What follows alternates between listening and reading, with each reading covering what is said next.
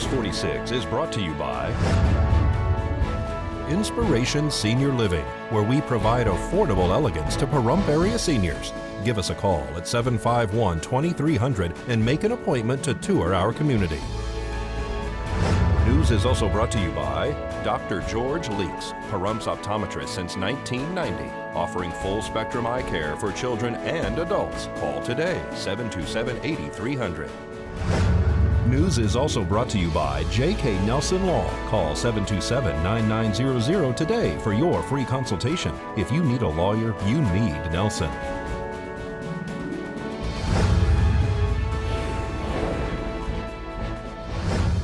Tonight on News 46, a man is killed by a suspected drunk driver. A structure fire takes the life of a homeowner. And water testing is conducted near Beatty. News 46 starts now. You're watching KPVM News 46 with Deanna O'Donnell.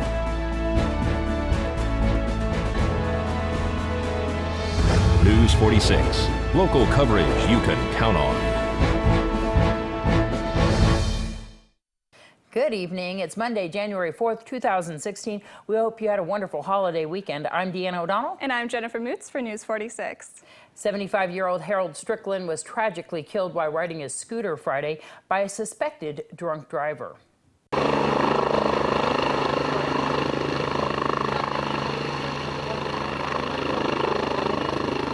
Early on New Year's Day, we were dispatched a report of a serious motor vehicle accident in Betty and North Leslie.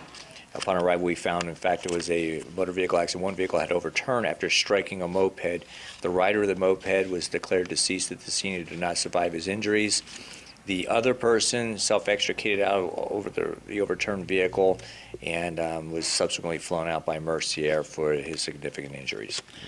Because that car rolled, actually, after striking that moped, right? It did. It appeared that it had multiple rotations after the initial impact with the moped at the intersection. Do you know if that driver had a seatbelt on at the time? We don't know, as that person was out of the vehicle on our arrival, but did display significant injuries. I can tell you that, again, the rider of the moped did not survive the impact with the vehicle. And do you know how this accident happened at this point? No, but it was being investigated, I think, through a collaborative effort by both the Sheriff's Office as well as NHP was going to be a system. A possible drunk driver involved? We've heard that, but I don't know for certain, but I did hear that on the scene. Another 75-year-old Keith McKinney was killed after refusing to leave his home, reportedly stating to dispatch that he was going to save his animals inside the residence. According to a neighbor of McKinney's, he had at least 3 Bichon Frise dogs inside the home. The man is said to have rescued animals and kept them on his property on Windsong. 3 dogs and a cat were outside of the home and were unharmed. Animal Control has taken custody of those animals.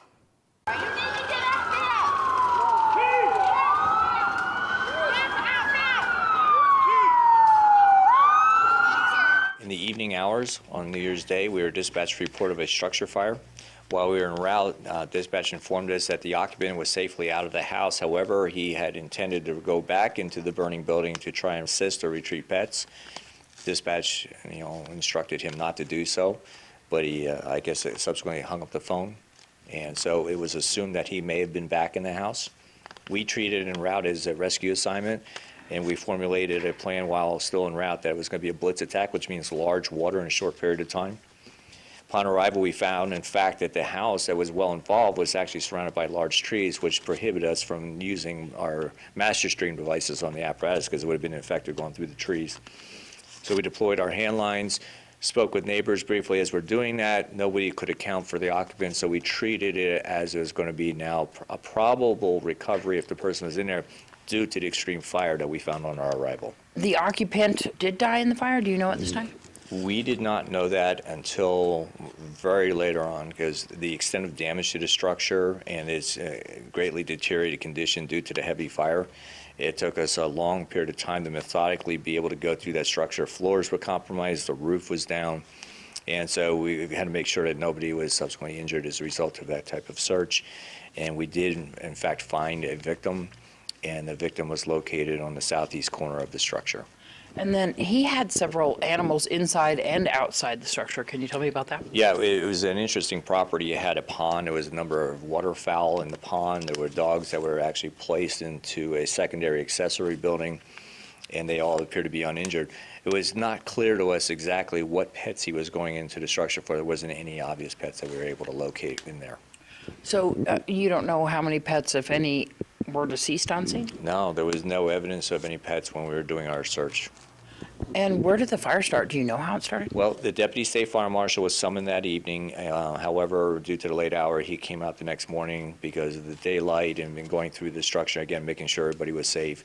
He came out. At this time, it appears to be accidental. However, an exact determination as what the ignition was is unknown at this point. We hope to at least have a pretty good idea in the short future. I know that there's some obvious advice to let people know here. You know, it's the same thing we discuss on a regular basis. If you're experiencing a problem in the house and it's a fire or something, get out, stay out, go to a safe area, and allow us to try and save any animals or anything like that. And, you know, the possessions, it's secondary. You know, animals are very important to all of us, but here we lost a person, and I'm not sure there was any animals in the house to be saved at the time. We're unsure of that. His actions put himself in a very difficult situation, which he was unable to egress out of.